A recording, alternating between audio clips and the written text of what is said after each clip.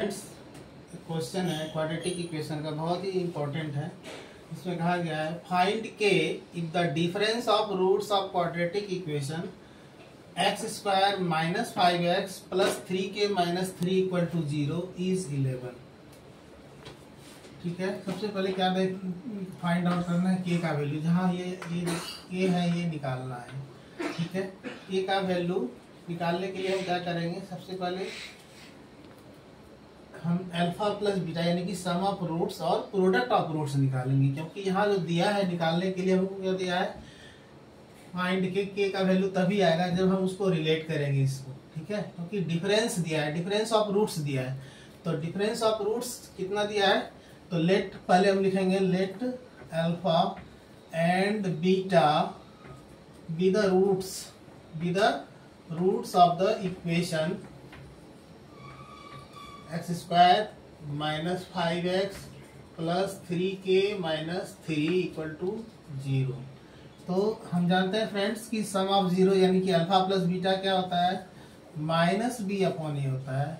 तो यहाँ a बराबर कितना है 1, b बराबर कितना है माइनस 5 और c बराबर कितना है 3k माइनस 3।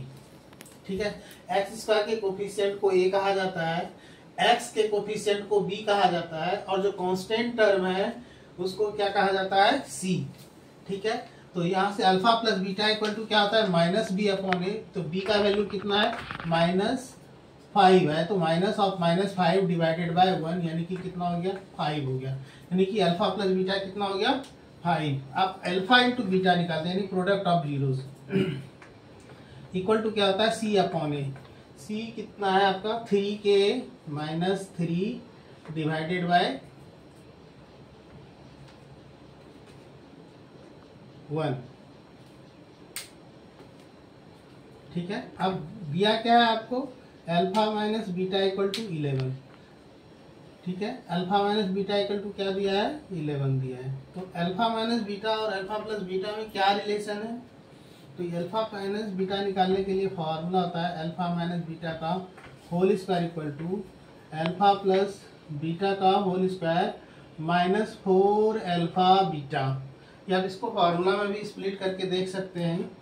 तो अल्फा प्लस बीटा कितना है आपका 5 का whole square minus 4 alpha beta यानी कि 4 इंटू 3k माइनस 3।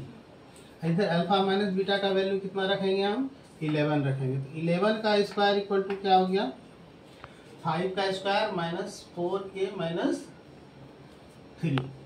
ठीक है, तो 11 का स्क्वायर कितना हो गया 121 इक्वल टू 5 का स्क्वायर 25 माइनस 4 3 जाए कितना हो गया 12k और माइनस ऑफ माइनस क्या कितना हो गया 12, 4 4 3 जाए 12, तो कितना हो गया 121 इक्वल टू 25 और 12 कितना हो गया 37 माइनस 12k। तो यहाँ से कितना हो जाएगा आपका 12k को हम इधर ले आते हैं, तो 12k इक्वल टू कितना हो जाएगा 37 माइनस 121।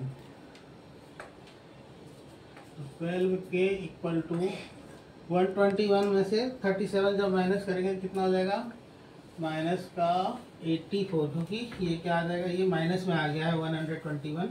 तो 37 माइनस 121 कितना हो गया माइनस का 84, और जब के का फाइनल वैल्यू निकालेंगे तो क्या हो जाएगा माइनस 84 अपॉन 12, 7 बार में ये कट जाएगा, तो के इक्वल टू क्या हो जाएगा माइनस का 7। ये आपका फाइनल आंसर हो गया। अगर वीडियो आपको अच्छा लगे तो आप इसे लाइक और सब्सक्राइब कर सकते हैं। And thanks you.